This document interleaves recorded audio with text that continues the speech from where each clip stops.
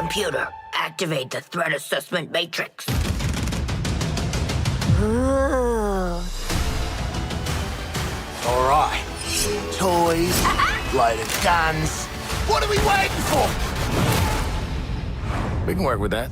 Hi, I'm Darius Sadigian, studio director at Rocksteady Studios. In our last episode, we talked about how Suicide Squad Kill the Justice League allows players to customize each character and their playstyle through story-driven mechanics. Man, if you gave me 5 minutes in there, you'd have the world's authority on microtech and all my inventions. Aw, he's so sweet. He's not gonna make it. The Suicide Squad gave us the scope, the narrative, gameplay, and then the idea of being able to expand that, be able to take this further. It's gonna feel completely fresh.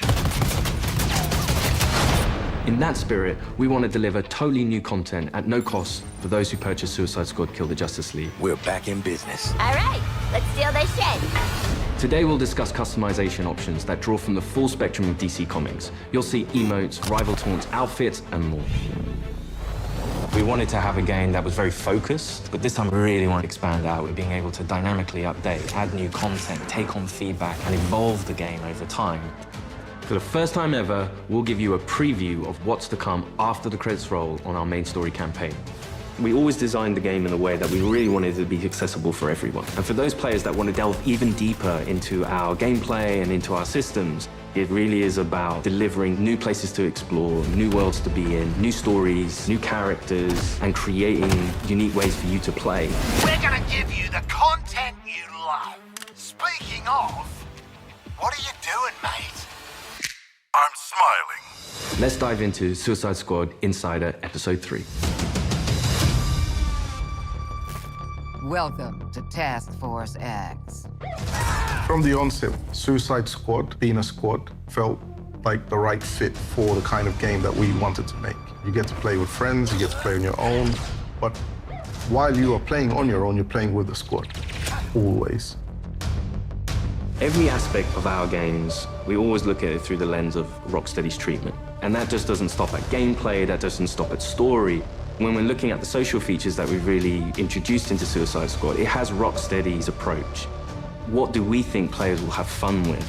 This game has the mechanics to play kind of socially competitively, like none of our games have previously, and it really fits the characters of the squad.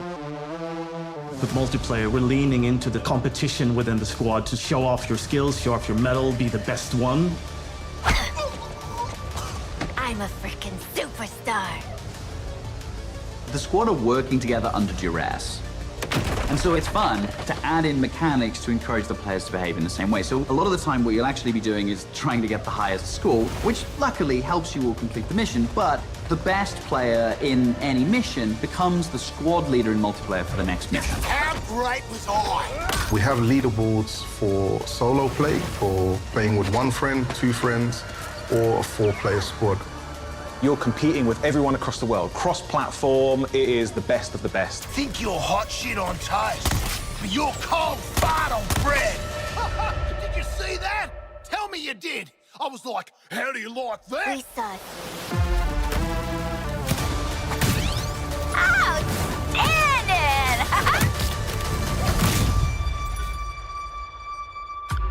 There's some really fun incentives for playing together as well as playing competitively. You can use the equipment that other players have equipped on their characters in your squad with the AI playing as the characters. And those players whose bots you use get rewards for you using those bots. And that's a really fun feature that I think the players will be incentivized because they'll get something out of doing too.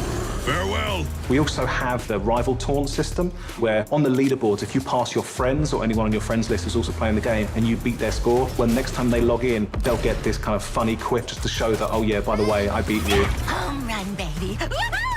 You boot up the game, you're logging in, and then all of a sudden on your screen you get Boomerang giving you the finger.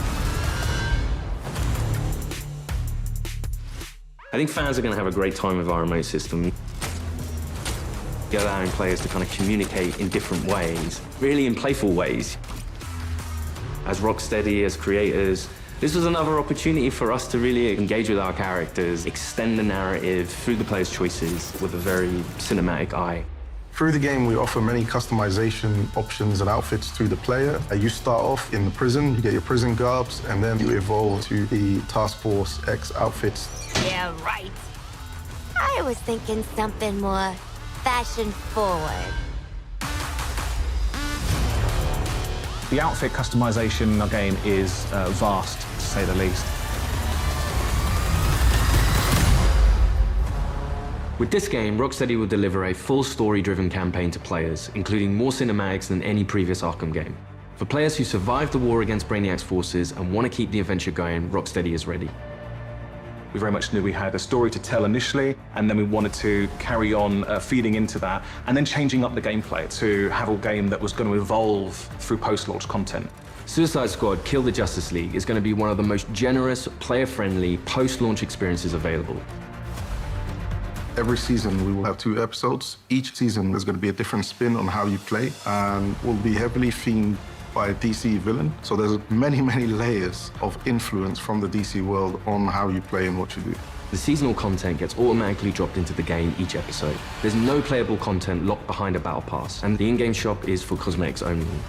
You'll always be able to go back and play the episodic content. If you want to come back 6 months from now, that'll always be there. This is a totally player-friendly approach to letting you play the content you want to play when you want. The DC universe is massive, and in most games, you can only see or explore a tiny, tiny piece of it. But what's really cool about the narrative of Kill the Justice League is there's almost no limit on where we can go. Celebrating before the game is over. In his pursuit of trying to recreate his perfect Kolu, Brainiac has been experimenting with some of our favorite DC characters' DNA, creating new worlds in alternate realities. It's these worlds that we call Elseworlds. Brainiac is a genius of 12th level intelligence, but he's also trying to rebuild this civilization that he misses and is lost, and there is nothing he won't do to get there. New Kolu will be reborn. He's building a model of the multiverse. It's all gathering data. I will unlock your full potential to serve me.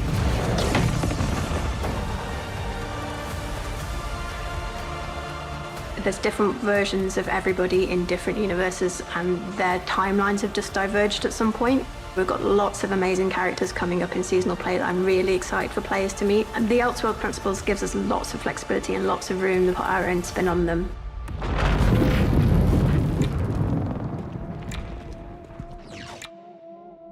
So we get to play with a bunch of cool shit from alternate universes, and then what? Retire? When Season 1 launches this March, you'll be able to unlock a new playable character for your squad, the Joker. At least buy me dinner first. The original Arkhamverse Joker has been dead for 5 years, but this is a new Elseworlds twist on the villain. He was part of the Suicide Squad in the Elseworld that he's from, which already shows that he's slightly more cooperative than the previous Joker we've had. But as you get used to him and actually play to him, you realize he's unhinged in a different way. Not only has he got to figure himself out, but he's figuring out his place in this new world and this new squad. He hadn't reached supervillain status before Brainiac invaded, so, he's still a bit less experienced. I think we've taken him back to the kind of more vaudeville roots of Joker. He's masking insecurities with traditional Joker behavior. But deep down, he's not sure who he is yet. Lock him up. Oh, making new friends after a move is always tough. As your mission expands deeper into the lore of the DC universe, this new version of the Joker will join your fight with his unique combat, traversal, and weaponry. His traversal is all based around a rocket-powered umbrella, which he can blast himself into the air, and then uses that to glide around, and then he can actually flip that down to grind along buildings, knocking enemies out of the way.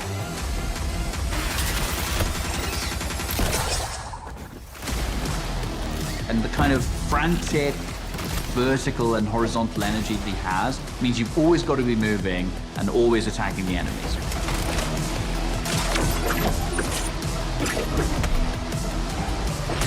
The Joker is only the first of the new squad recruits you could meet through the ongoing additions to our game. Over time, we can build up a library of characters that DC fans might not have expected to see in a video game, like a regular comic book release. I look forward to when the next issue's coming out. And in the same way, I hope people will look forward to the next episode from us. Whatever it is, I'm down. New environments, new characters, missions, challenges. gear, and more. All of this free content comes for players who own the game. We can't wait for you to see what the future holds. With Elseworlds, the possibilities are endless. How do you like that? Thanks for watching this series. We hope you'll join us for Suicide Squad Kill the Justice League, a third-person action shooter where some of the wildest villains of DC Comics join forces to save the world from its greatest heroes. No, that's mental. We're not doing that. God help us. Yeah. I think players are going to be surprised about the depth to which they can craft a character. It comes back to player choice and player freedom. Everything from melee strikes into gunplay, which you could then go into a traversal attack. All of the combat moves flow seamlessly into another. The squad can be garish, they can be loud, and playing together with your friends in a multiplayer space is a really unique experience that you can't get anywhere else. What we've done with the Suicide Squad is to really expand those experiences. Not only just one character this time around, we've done it with 4, and we plan to do it with more. This brings back memories of my old Suicide Squad. Whether you're in for the main story or exploring what lies beyond, Rocksteady Studios is here to support our players while delivering exciting new experiences. Thank you for joining us, and we'll see you at launch February 2nd, 2024.